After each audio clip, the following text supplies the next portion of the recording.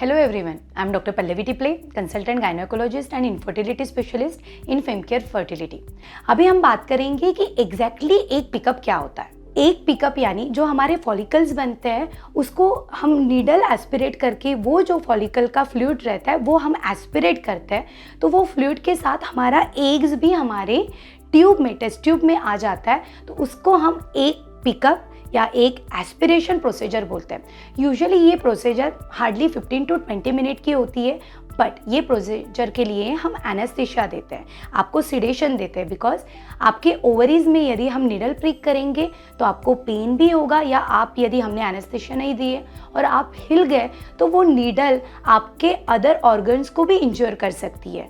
तो आपको सिर्फ 15 मिनट के लिए हम एनेस्थीसिया देते हैं। एक पिकअप होने के बाद हम आपसे डिस्कस करते हैं कि हमें कितने एग्स मिले हैं। 1 to 2 आवर्स के बाद हम डिस्कस करते हैं कि उसमें से कितने मैच्योर्ड एग्स हैं। एक पिकअप के प्रोसीजर में वैसे तो हमें ब्लीडिंग या बाकी कुछ कॉम्प्लिकेशन एक्सपेक्टेड नहीं रहते, बट कभी कभार कुछ पेशेंट को ब्लीडिंग हो सकता है, तो वो भी हम यूजुअली कंट्रोल करते हैं। एक पिकअप ये प्रोसीजर में हम आपके बॉडी में कहीं पे भी कुछ कट नहीं करते हैं, कुछ इंजरी नहीं करते। ये बहुत सेफ प्रोसीजर है। ये प्रोसीजर के बाद 2 to 3 आवर्स के लिए हम आपको ऑब्जर्वेशन के लिए हमारे सेंटर में रखते हैं, और यदि आपका सब अच्छा है, आपने यूरिन पास कर लिया, आपने खाना खाने के बाद वोमिटिंग नहीं किया, आपकी बीपी पल्स सब नॉर्मल है, तो हम आपको सेम डे पे डिस्चार्ज कर लेते हैं। और इसके बाद एक पिकअप होने के बाद फिर हमारे एम्ब्रियोलॉजी लैब का काम स्टार्ट हो जाता है। जो भी हमें एग्स मिलते हैं वो हमें 1-2 घंटे के बाद उसकी मैच्योरिटी बताते हैं। जो मैच्योर एग्स हैं वो उसमें फर्टिलाइजेशन करने के लिए इक्सी या IVF टेक्निक, ये दोनों टेक्निक का यूज़ करके एक पिकअप के बाद हमारे IVF लैब का पार्ट स्टार्ट हो जाता है। जो भी हमने एग्स हमने रिट्रीव किए, हमें वो 1 या 2 घंटे के बाद उसकी मैच्योरिटी बताते हैं, और जो मैच्योर्ड एग्स है उसको वो फर्टिलाइज करने के लिए आइदर IVF टेक्निक या इक्सी टेक्निक का यूज़ कर सकते हैं। IVF और इक्सी ये दोनों में डिफरेंस है। इक्सी ये मॉडिफाइड वर्जन ऑफ IVF है। इसके बारे में IVF और इक्सी के बारे में हम हमारे नेक्स्ट वीडियो में बात करेंगे। फर्टिलाइजेशन होने के बाद हम डेली आपके एम्ब्रियोज की मॉनिटरिंग करते हैं। Day 1, day 2, day 3, day 4, day 5, ये हम डेली उसके सीरियल मॉनिटरिंग करते हैं। हमें एक्सपेक्टेड रहता है कि डे 1 में हमें फर्टिलाइजेशन दिखे, डे 2 में हमारे जो एम्ब्रियोज रहते हैं वो 4 सेल दिखे, डे 3 में 8 सेल to 9 सेल दिखे, डे 4 में मोरूला स्टेज फॉर्म हो जाती है, और डे 5 में हमें ब्लास्टोसिस्ट मिलता है। डे 5 एम्ब्रियो सबसे बेस्ट क्वालिटी का एम्ब्रियो होता है।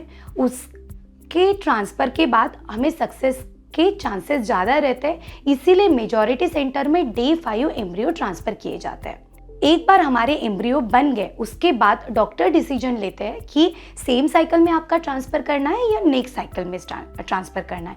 ये भी आपके हिस्ट्री पे डिपेंड रहता है। यदि आपकी लाइनिंग अच्छी है, यानी आपके एंडोमेट्रियम की जो थिकनेस है वो अच्छी है, आपके एग्स ज़्यादा नहीं बने थे, तो उस टाइम पे हम सेम मंथ में ट्रांसफ़र कर सकते हैं। बट यदि हमें लाइनिंग बनानी है या हमें हिस्ट्रोस्कोपी करके आपके एंडोमेट्रियम की लाइनिंग को अच्छा करना है, या आपके बहुत सारे एग्स थे और हमने डेकापेप्टिल ट्रिगर आपको दिया है और हमें सेम मंथ में ट्रांसफ़र नहीं करना है, उस केस में हम आपके जो एम्ब्रियोज है उसको फ्रीज करके रख सकते हैं और हम नेक्स्ट मंथ में ट्रांसफ़र कर सकते हैं। आजकल मेजॉरिटी सेंटर में फ्रीज ऑल स्ट्रेटेजी यूज़ करते हैं, यानी हम सबके ही एम्ब्रियो फ्रीज करते हैं, नेक्स्ट मंथ में हम यूटेरस की लाइनिंग पे कॉन्सेंट्रेट करते हैं और फिर ट्रांसफ़र करते हैं। अभी हम जानेंगे कि ये ट्रांसफ़र क्या होता है। यूजुअली यदि हमने फ्रीज ऑल स्ट्रैटेजी यूज़ की है, यानी हमने सब एम्ब्रियो फ्रीज करके रखे हैं, तो हम पेशेंट को उसके पीरियड के डे 2 पे बुलाते हैं। डे 2 से हम कुछ मेडिसिन देते हैं कि जिससे सिर्फ यूटेरस की लाइनिंग बनेगी और फॉलिकल्स नहीं बनेगा। ये भी डॉक्टर्स पे डिपेंड है। कुछ डॉक्टर HRT साइकिल करते हैं, कुछ डॉक्टर्स ओवुलेशन साइकिल भी ट्रांसफ़र करते हैं। तो ये डॉक्टर्स पे उनके प्रोटोकॉल पे पेशेंट के अकॉर्डिंग उनके प्रोटोकॉल वेरी हो सकता है। अभी हम बात करेंगे HRT FET साइकिल की। हम डे 2 से कुछ मेडिसिन देते हैं, फिर हम पेशेंट को डे 10 पे बुलाते हैं। उस टाइम पे हम उनके एंडोमेट्रियम की स्टडी करते हैं, यानी लाइनिंग कितनी बनी है उसकी हम सीरियल स्टडी करते हैं। हो सकता है आपको और 2-4 बार स्कैन के लिए आना पड़े, और जिस टाइम हमें लगता है कि एंडोमेट्रियम अच्छी है, यानी मोर देन 8 mm है, ट्रिपल लाइन है और उसका ब्लड फ्लो अच्छा है, उस टाइम पे हम डिसीजन लेते हैं कि अभी हम ट्रांसफ़र कर सकते हैं। बट यदि हमारे एम्ब्रियो T5 के तो इसका मतलब ये नहीं है कि लाइनिंग बनी और हम ट्रांसफ़र करेंगे। यूजुअली जब लाइनिंग अच्छी बन जाती है तो उस दिन पे हम आपको प्रोजेस्टेरॉन देना स्टार्ट करते हैं, यानी आपके जो यूटेरस को हम सिग्नल देते हैं कि 5 दिन के बाद हम एम्ब्रियो को ट्रांसफ़र करने वाले, बिकॉज यूटेरस की रिसेप्टिविटी भी आनी चाहिए। यूटेरस का जो इम्प्लांटेशन विंडो है वो भी तो बनना चाहिए। तो यदि हमने डे 5 के हम ट्रांसफ़र कर रहे हैं तो आज आपको हम प्रोजेस्टेरॉन स्टार्ट करेंगे और आज से 5 दिन के बाद हम आपका एम्ब्रियो ट्रांसफ़र करेंगे। ये एम्ब्रियो ट्रांसफ़र जो प्रोसीजर होती है उसके लिए कोई ऑपरेशन नहीं करना पड़ता है। आप जैसे हम IUI करते हैं या नॉर्मल पैप स्मीयर लेने के लिए जैसे हम पोजीशन देते हैं, वैसे ही एम्ब्रियो ट्रांसफ़र की प्रोसीजर होती है। हम सिर्फ एक फाइन कैथेटर से जो भी आपके एम्ब्रियो रहते हैं वो आपके यूटेरस के कैविटी में छोड़ देते हैं। ये प्रोसीजर यूजुअली USG गाइडेड होते हैं, तो इसके लिए हम आपको इंस्ट्रक्शन देते हैं कि जिस टाइम पे हम एम्ब्रियो ट्रांसफ़र करेंगे आपको आपका ब्लैडर फुल करना है, तो हमें सोनोग्राफी गाइडेड में अच्छे से आपका यूटेरस, आपकी लाइनिंग दिखेगी और हमारा जो ट्रांसफ़र है वो अच्छे से हो जाएगा। ट्रांसफ़र करने के बाद यूजुअली हम पेशेंट को 10 to 15 मिनट रेस्ट करने के लिए बोलते हैं।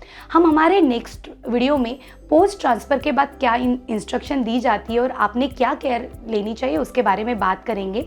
बट यूजुअली ट्रांसफ़र होने के बाद हम कुछ मेडिसिन देते हैं और आपको एग्जैक्टली 14 डेज़ की डेट दी जाती है आपकी बीटा HCG यानी प्रेगनेंसी की ब्लड टेस्ट की। ये प्रेगनेंसी के ब्लड टेस्ट में हमें पता ही चल जाता है कि आप प्रेग्नेंट हो या नहीं हो। तो ये शॉर्ट में इंफॉर्मेशन थी IVF के बारे में, स्टिमुलेशन, एग पिकअप, ट्रांसफ़र के बारे में। हम हमारे नेक्स्ट वीडियो में ट्रांसफ़र के बाद हमें क्या प्रिकॉशंस लेनी चाहिए, हमने क्या केयर लेनी चाहिए, हम डॉक्टर्स क्या एडवाइस करते हैं उसके बारे में बात करेंगे। Thank you so much.